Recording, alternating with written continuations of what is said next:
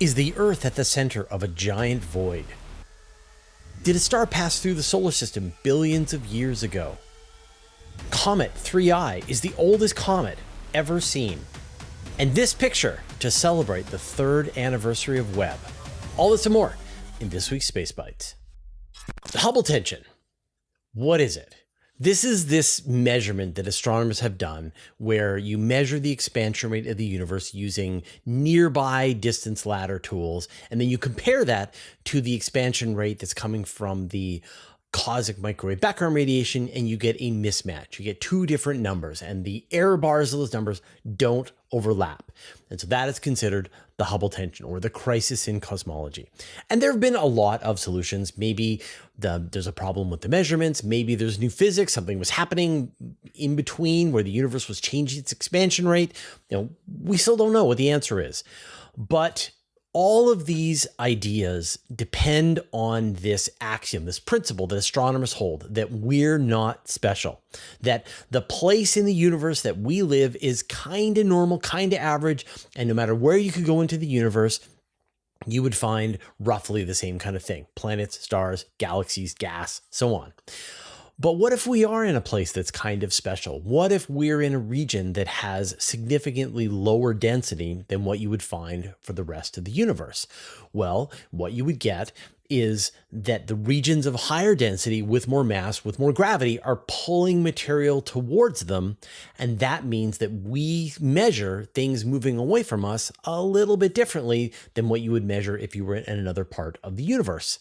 And so this is a new paper proposing that you can explain the Hubble tension, not because of new physics, but because we might actually be living in a giant void. And not the kinds of voids that you see like the Buddha's void and other ones like that, where there's really almost nothing.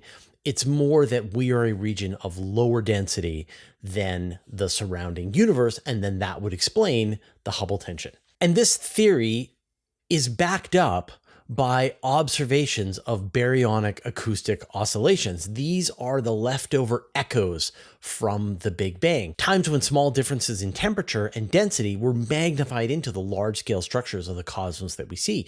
And the astronomers who are proposing this theory say that the baryonic acoustic oscillations match this hypothesis that the Earth is in a giant void, and that explains the Hubble tension. Obviously, this is just one paper, and other people will have to provide follow-on observations, and other people will come up with other ideas. And that's what makes this so much fun. And we've got a more in-depth story from Matt Williams on Universe Today. The Milky Way is surrounded by dozens of dwarf galaxies. And these are galaxies with a fraction of the mass of the Milky Way. And it's believed that the Milky Way was formed through the mergers of many of these small dwarf galaxies. The ones you're probably familiar with are the Large and Small Magellanic Clouds, and these are in orbit around the Milky Way. And astronomers know of about 60 of these satellite galaxies. But the problem is they become harder and harder to detect. They aren't very massive. They don't have a lot of dark matter. They don't hold on to the gas and dust that would go to make stars. And so any star formation that happened in them happened a long time ago. And now they're just these loose collections of galaxies containing mostly red and dead stars. And these are very hard to see. But a new paper went back and simulated the conditions around the Milky Way and looked at how many satellite galaxies should we have. It's just that we haven't observed them yet. And according to the simulation, we're missing about 100 galaxies. So there could be well over 150 satellite galaxies surrounding the Milky Way, most of which we just haven't observed yet. And we've got a story by Evan Goff. Orbital resonances are all across the solar system. This is where the gravitational influence of multiple objects will move into this step pattern with each other.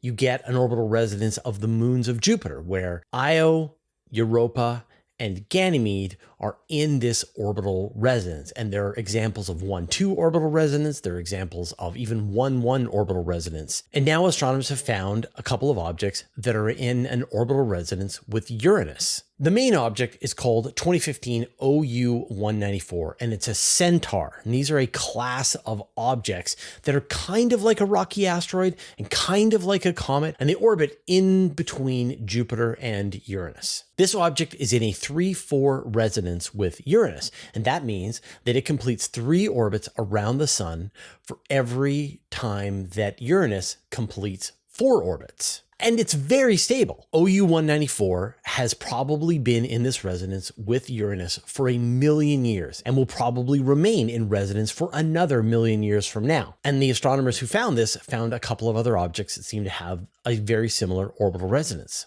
And we've got a story about this from Mark Thompson. So let's go farther out into the outer solar system. Once you get out to the Pluto area, you're in the trans-Neptunian objects.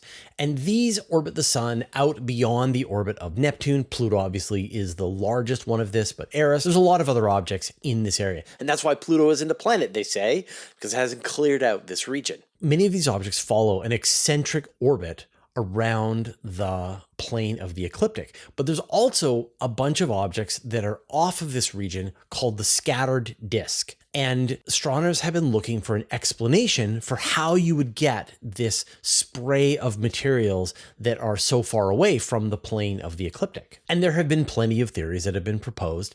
Perhaps when Uranus and Neptune were moving out and they switched places as part of the early solar system formation, that the gravitational influence of those two objects might have scattered objects away. But a new paper has come out where astronomers wondered, could a stellar flyby cause the same effect? And they were looking specifically as how close would a star have to get to be able to mimic what we see. They simulated a star with about 80% the mass of the sun coming within a couple of hundred astronomical units of the sun. And then they found that once you're about between 110 and 150 astronomical units, then you got this scattering effect. And we've got a story about this from Evan Goff. I promised that we would be reporting on the newly discovered Comet 3I Atlas, the third interstellar comet. And we've got a new, really interesting piece of information that suggests that it is probably the oldest comet that we have ever seen. Now, all of the comets in the solar system formed with the sun, and so they are all about 4.5 billion years old. But Comet 3I has come from outside the solar system. Now, it could have come from a star system that is younger than the sun. It could have come from a star system that is older than the sun. And now astronomers looked at the region that the comet came from. Now, we can't know which star that it actually came from, but we can look at its orbit and know the general region of the Milky Way that it did come from. And there's sort of two parts to this. One is the thin inner disk, and this is where the sun comes from. And you've got these third generation stars, they're relatively younger. And then you have this outer thick disk of the Milky Way, and this is filled with older stars that could be as old as the Milky Way itself. And it looks like Comet 3I came from this outer thick disk. And the astronomers estimate that it probably is about 2 to 3 billion years older than the solar system. It could be as much as 7.5 billion years old, which definitely makes it the oldest comet that we have ever seen. And we've got a story about that by David Dickinson. Now let's talk about the sun. And it doesn't take much to see a sunspot on the surface of the sun. Now, I need to reiterate, never look at the sun without any kind of eye protection. But if you do have a telescope or binoculars and you have proper solar filters, then you can see sunspots on the surface of the sun.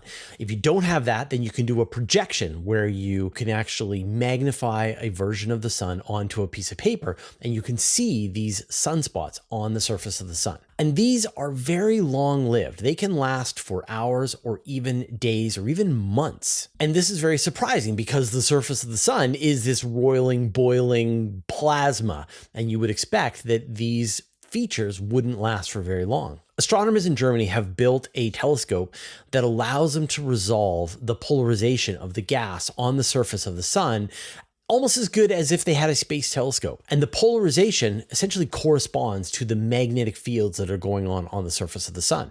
So astronomers are able to see the magnetic fields in the sunspots. And what they could see is that the magnetic forces appear to be perfectly balanced by the pressure forces that are coming from outside the sunspot. And this keeps them stable for much longer than you would expect. We've got a story about that by Mark Thompson. Every week we do a vote on our channel where you tell us what you thought was the best space news story of the week. And the winner this week was a rogue planet hiding in Hubble data. So thank you everybody who voted. Now we will post the new vote here on the channel. So if you're watching this video, it's there right now on the post tab. Just go in there and vote. Tell us what you thought was the best space news story of the week. Of course, if you want to see these votes, make sure you're subscribed to the channel, click on the notifications bell, and then just vote anytime anyone ever asks you to vote, and that will train the algorithm. Here is a classic question. Where did the Earth's water come from? And here's the problem with having water on Earth, and that problem is the sun. The sun is putting out intense radiation, and if you've got water that is closer than the frost line in the solar system, it's a region in the asteroid belt, about halfway through the asteroid belt, that if you're farther away than the frost line, then there isn't enough radiation that is heating up the ice and causing it to sublimate. And so you can have objects with ice. And that's why you can have icy moons around Jupiter and Saturn. And you can even have icy objects in the asteroid belt. But if you're closer than this frost line, then the temperatures are too high. The radiation from the sun melts any ice and you have dry rock. And that's why we don't see polar caps on the moon or on Mercury, except for in the southern craters. But anyway, and so the question is, why does Earth have so much water? It should have all evaporated early on in the history of the planet. And so the explanation has always been that some process delivered the water later on. Maybe it was from comets, maybe it was from asteroids, maybe it was from a combination of both. But according to a new paper, this idea of the frost line is something that needs to be reevaluated because it's not this very specific line in the solar system. It's more like a zone, and it could very well be several astronomical units wide. It all depends on the size of the objects that are covered in water. And so if you do have this more diffuse idea of the frost line, then as the Earth was forming, it could be plowing through particles that still have water ice mixed in with them. And so it could have been gathering up its water and no later delivery method would have been required. It all happened at the formation of the Earth. And we've got a story about that from Evan Goff. Dust. It's a nuisance to us here on Earth, and it's a nuisance to astronomers because it obscures their view of the objects that they're trying to look at it. So apart from being an annoyance, this stuff is also scientifically interesting. Where does it come from? And there have been a lot of ideas that there are supernovae could be dust factories, that supermassive black holes could be dust factories. And one new addition to this seems to be a very specific type of star called a Wolf-Rayet star. And I want to show you a picture of a very famous Wolf-Rayet star, which will explain a lot of what we're talking about here. And this is WR140. This is a picture taken by James Webb. And you see this incredible spiral pattern. And this is caused by the interaction between a Wolf-Rayet star and its partner star. Wolf-Rayet stars can be 30,000 to 200,000 Kelvin on their surface. Compare that to the sun, which is just less than 6,000 Kelvin on its surface. These things are hot. They are massive and they are putting out millions of times more radiation than the sun does. And they generate very powerful solar winds. And so the solar winds will drive away from the Wolf-Rayet star, but can collide with companion star stellar winds. And when they do, the material in these solar winds, which have higher amounts of heavier elements like carbon, will then condense and produce dust. And then that dust is then driven outward from this star and can remain in the cosmos for long periods of time. And so it appears that these Wolf-Rayet stars are dust factories and could be responsible for a lot of the dust that we see in the cosmos. We've got a story about that from Evan Goff. All right, we're near the end of the episode, so it's time for some images. And first up, this is an image of the galaxy cluster Abell 209, and it contains over 100 galaxies, and then all of the dark matter and all of their satellite galaxies. And so this is a gravitational lensing feast. And you can just like look at the picture and see arcs. And these are from the galaxies that are being lensed by the foreground galaxy cluster. And you've got all of these stars separated by millions of light years, and that there is all of this hot diffuse gas that is all mixed in with it, as well as other spiral galaxies in the image that have nothing to do with the galaxy cluster. It's a beautiful picture. We've got a story about that from Matt Williams. And then this is crazy. This is the closest picture ever taken of the sun's atmosphere. And this was taken by the Parker Solar Probe on December 25th, 2024, when it came within just 6.1 million kilometers of the surface of the sun. Now, Parker doesn't have a camera pointed at the sun, which would have been awesome, but instead it has an instrument called the Wide Field Imager for Solar Probe. It's called WSPR.